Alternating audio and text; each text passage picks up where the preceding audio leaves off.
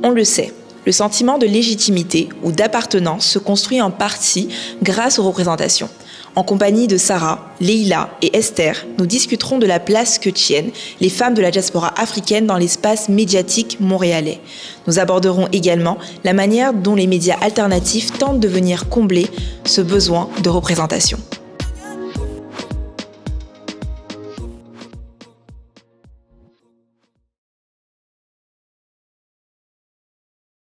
Je voyais jamais une figure à laquelle m'identifier en fait, puis ça m'a quand même beaucoup affectée parce que je me sentais encore plus différente, surtout sachant que je fréquentais des milieux où déjà la diversité n'était pas vraiment au rendez-vous, que ce soit dans les écoles que je fréquentais ou mon cercle d'amis. Je suis arrivée, ça fait 11 ans.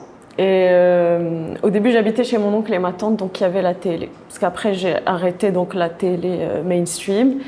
Et donc, je me rappelle quand je regardais souvent donc à l'heure du journal ou avant ou après. En fait, quand je suis arrivée, j'essayais de voir est-ce qu'il y a des gens qui me ressemblent et si oui, c'est quoi la place qu'on leur donne et c'est quoi les rôles qu'on leur donne. Et c'était très limité, très limité. C'est sûr que c'est un signal aussi qu'on te donne, je pense, quand tu viens d'arriver. Voilà l'espace qu'on réserve aux gens qui te ressemblent.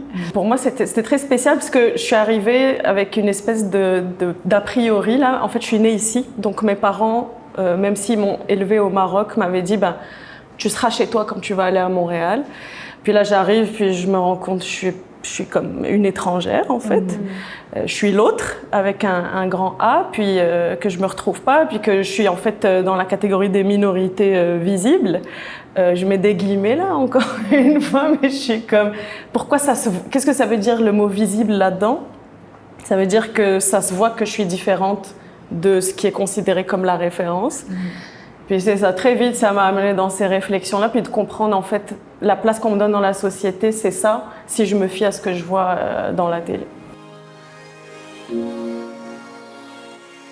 En fait, c'est ça, c'est que ça devient des formes d'inspiration où tu te dis, OK, cette personne l'a fait, je me vois en cette personne, donc ça veut dire que moi aussi, je peux y arriver un jour. C'est ça, au final, c'est le pouvoir de la représentation, c'est que si cette personne peut être artiste et maghrébine et être reconnue pour son talent, ça veut dire que peut-être que moi aussi je peux aspirer à ça. C'est que la plasticité, c'est tellement un grand tabou entre femmes, c'est quelque chose qu'on n'en parle pas beaucoup. Puis déjà, comme à genre 11-12 ans, déjà on apprend à se raser ou s'enlever les poils.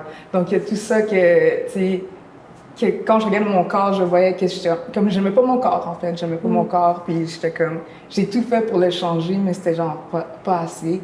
Même si j'enlevais mes poils, ça regrandissait genre après 2 jours, là, déjà j'avais encore des poils et donc il y avait toute genre cette discussion de je me vois pas vraiment à la télé, je me vois pas représentée, mais aussi dans les magazines, je vois pas des femmes qui ont du poil, je réalise que tu sais c'est mal vu. C'est vraiment plus tard en grandissant que j'ai vraiment comme quand je m'étais assumée moi-même. C'est là que j'ai commencé à voir que vraiment que la pilosité, pour moi, ça fait partie aussi de la diversité parce qu'il y a des femmes qui sont plus poilues que d'autres, dépendamment d'où ils viennent, de quel pays, tout ça. Et donc, puis moi, personnellement, je savais, comme j'avais appris plus tard, que ça vient de mes ancêtres et que, tu sais, le côté de mon père, les femmes sont très poilues. Donc, il y avait tout cet aspect-là. Comme quand même quand je parlais avec des femmes de différents pays, mais genre aussi arabes et tout, quand on se parlait puis ils me partageaient leurs insécurités, puis souvent c'était leur nez, j'étais toujours comme vraiment choquée, tu sais, parce que c'est comme ton nez, ça raconte une histoire, ça te dit d'où tu viens, tout ça, c'est tellement quelque chose qui est beau. Le point positif dans cette histoire, c'est que ça m'a vraiment aidée dans ma pratique artistique parce que c'est ce qui m'a fait en sorte que j'ai eu l'idée ou l'envie plutôt de dessiner plus de personnes issues de la diversité, de peindre des personnes noires. Et maintenant, c'est vraiment comme ce qui me parle, ce qui m'apaise.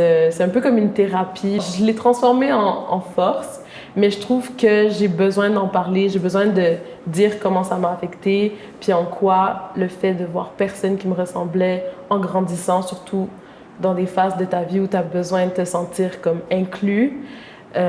J'ai besoin de dire un peu comment la représentation, ça a un plus grand impact sur les gens que ce qu'on pense.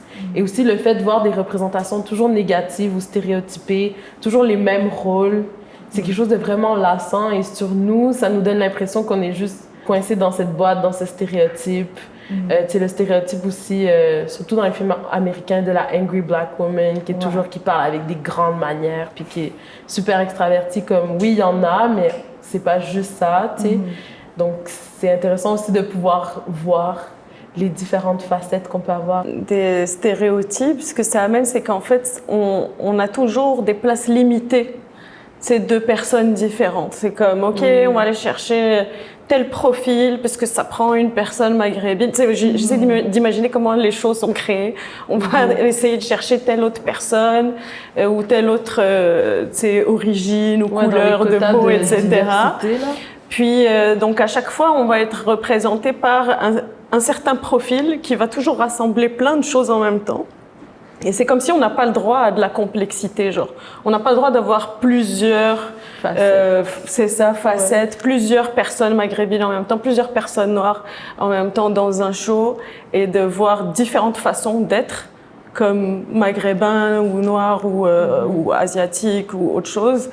Et c'est comme, je pense que c'est ça qui est violent, c'est qu'il y a la question de est-ce qu'on est là, et après c'est la question de comment on nous montre et à quel point ça va créer des attentes en fait dans la société envers moi, parce que les gens qui connaissent pas les gens qui me ressemblent, ils vont se fier à ce qu'ils ont vu à la télé, donc ils vont essayer de me remettre dans la même boîte que le personnage qu'ils ont vu à la télé. Donc c'est aussi, est-ce qu'on a envie de se mettre dans ces milieux-là? Est-ce qu'on a envie d'aller dans les médias mainstream qui peuvent être très violents, qui vont t'exposer en fait à tellement de monde que justement ça peut t'exposer dans la société à encore plus de violence ou d'attente? Moi, j'ai une anecdote. J'ai déjà passé un casting pour jouer dans un court-métrage. Et en gros, je voulais être, je pense, le personnage secondaire. Et à la fin, on m'avait dit « Ah, ben, malheureusement, tu n'es pas dans les critères pour faire ce personnage, mais on a un rôle qui pourrait peut-être t'intéresser. Tu serais une jeune femme de banlieue avec des difficultés de comportement et des difficultés dans ta vie. » J'étais comme « Ah, ben, super. » C'est ça aussi, c'est important que ça soit nous qui racontent notre propre histoire. Parce que je trouve que quand on demandait de la représentation, ben c'était encore les Blancs qui racontaient notre histoire. Puis un peu comme ce que tu disais, mais ce que je voyais souvent comme, on va dire, quand un des personnages principaux, c'était une femme musulmane, souvent racontée par les Blancs, c'était qu'elle rejetait sa spiritualité. C'est toujours ça, elle enlève son hijab. Je suis comme, pourquoi? La libération. C'est quoi? Maintenant, je suis libre. C'est quoi le rapport? Puis souvent, j'arrête pas de voir ça. Toujours quand ils mettent personnage principal arabe, hindou, c'est toujours en train de rejeter leur identité. On voit jamais une image où ils apprécient leur religion, leur culture, puis qu'ils sont bien dedans, alors que ça arrive. C'est ça, exactement. C'est pas comme si c'était toujours imposé, tu sais. Ouais, puis ça met dans la tête aux gens qui regardent ça que c'est ça qui arrive tout le temps. Parce que les gens, ils s'identifient un peu trop au film, ils prennent ça pour la réalité, dans beaucoup de cas, puis quand ils vont voir ça, ils vont se dire « Ok, ben, toutes les femmes musulmanes se sentent oppressées par leur religion et elles veulent toutes s'en défaire parce qu'ils ont vu que ça dans les films. » Moi, je trouve Instagram, c'est tellement une bonne plateforme, vraiment une bonne plateforme pour trouver de la diversité, différents corps, différentes personnes. Donc, pour moi, c'est vraiment Instagram que j'avais commencé à utiliser quand je me voyais pas. Même si je voyais pas souvent des femmes poilues, moi, je m'étais dit que j'allais, comme tu disais, un peu le poids de cette représentation. J'ai décidé de juste m'assumer puis devenir activiste. Puis, quand on voit mes poids, je porte des robes, des jupes, tout ce que je veux et quand même me sentir belle avec ma pilosité. Donc, j'ai dû être un peu cette personne pour les autres. Et quand j'ai eu des opportunités dans des magazines et des choses comme ça, des gens me partageaient comme « Oh, wow, tu sais, j'aurais aimé voir ça quand j'étais enfant, mais moi, j'avais personne aussi. Tu sais, je suis devenue cette personne pour les autres, en fait, qui vont voir. C'est vrai que c'est un peu comme une sorte de fardeau au début, je trouvais. Mais maintenant que j'ai un peu l'habitude, je suis un peu capable de un peu m'arranger mentalement, de dire, OK, whatever, tu sais, moi, je fais ça pour moi-même. J'ai compris que ce que je faisais, c'était plus grand que moi et que ça avait un grand impact sur les autres aussi. Et donc, c'était vraiment parfait pour moi que je pouvais peindre et créer le monde que je voulais dans la peinture et dans différentes, à travers la photo aussi. Donc, pour moi, c'est vraiment des médiums qui m'ont vraiment aidé à m'exprimer et à créer cette représentation que moi, je trouvais qu'il me manquait qui aiderait aussi les autres parce que, tu sais, après, quand je fais des expos et des choses comme ça, ou, puis au musée et tout ça, il y a des gens qui viennent me voir et me disent comme, wow, tu sais, je suis contente de voir des femmes poilues, tu sais, moi, je suis vraiment poilue, puis je cachais toujours mes poils, ou, allez, check mes poils, là, je suis tellement contente de voir quelqu'un qui représente ça, tu sais. C'est juste vraiment intéressant que simplement être soi-même peut vraiment aider les autres autour de toi. Déjà, au Québec, c'est comme les portes sont fermées, mais il y a tellement pratiquement presque pas de représentation que si les gens commencent à le faire, c'est comme il y a de la place, tu vois. Il y a de la place, là, et on doit commencer pour prendre cette place. Non, je suis d'accord. Ben, les réseaux sociaux, je suis vraiment d'accord que c'est une bonne solution. Moi, justement, vu que je voyais pas vraiment de représentation dans les médias, la télé, les émissions, tout ça, ben, je me tournais vers les réseaux sociaux, les autres types de chaînes, on va dire, comme YouTube. Il y avait beaucoup plus de diversité là-dessus, des créateurs de contenu qui venaient de plein de pays différents. Puis moi aussi, c'est quelque chose qui me tient à cœur, la représentation, donc j'ai eu aussi envie de la créer. Donc étant moi-même créatrice de contenu, ben, j'essaie de mettre en avant justement de parler de ce type de problématique, puis d'être la diversité que les gens ne voient pas. Puis des fois, dans les commentaires, j'ai beaucoup de gens qui me demandent des conseils pour s'occuper de leurs cheveux. Ils me voient un peu comme une figure à laquelle ils peuvent s'identifier, justement, comme moi, j'aurais aimé voir en grandissant, où ils me disent que, par exemple, mes vidéos les aident à se sentir mieux dans leur peau ou à prendre confiance. Parce que je fais plus de l'humour, mais justement, à travers l'humour, je peux aussi dénoncer certaines situations comme les micro-agressions. Je prends beaucoup des exemples de ma vie personnelle, comme par exemple, quand tu es au travail et là, ta collègue te fait des commentaires sur tes cheveux ou se met à les toucher sans que tu aies donné ton accord. Donc, c'est ça, à travers des petits sketchs, ben, je mets ce genre de trucs en avant. En fait, on va d'abord commencer par aller dans l'espace Internet avant d'aller dans l'espace, tu sais, public mainstream.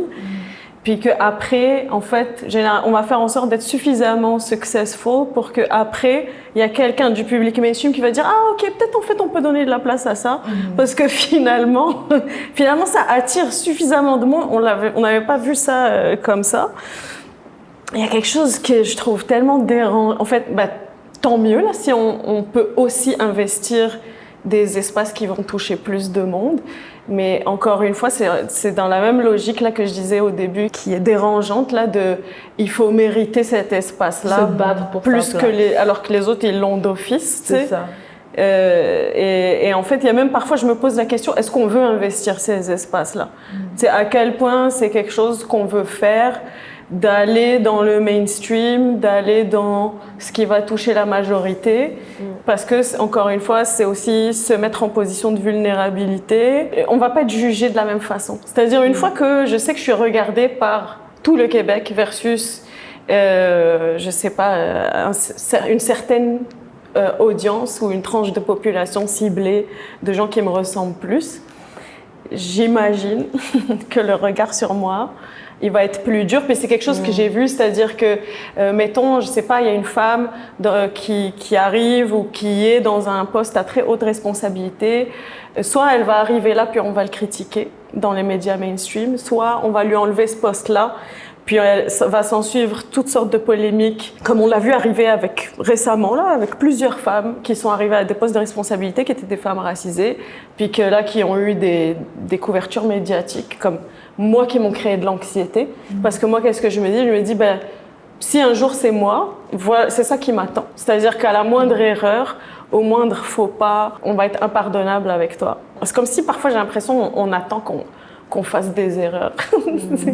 Il y a ce côté-là où quand je me mets devant un micro ou une caméra ou que ça soit médiatisé ou non, là, genre dans une conférence ou quoi, à chaque fois je me mets tellement de pression de donner la meilleure version de moi-même et d'être comme la plus performante possible, puis d'être parfaite, puis essayer de plaire à tout le monde, nanana.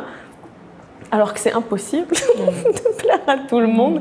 Puis c'est juste, je suis comme, est-ce que les autres personnes qui ont l'habitude ou pour qui cette place est acquise, est-ce qu'ils se posent les mêmes questions?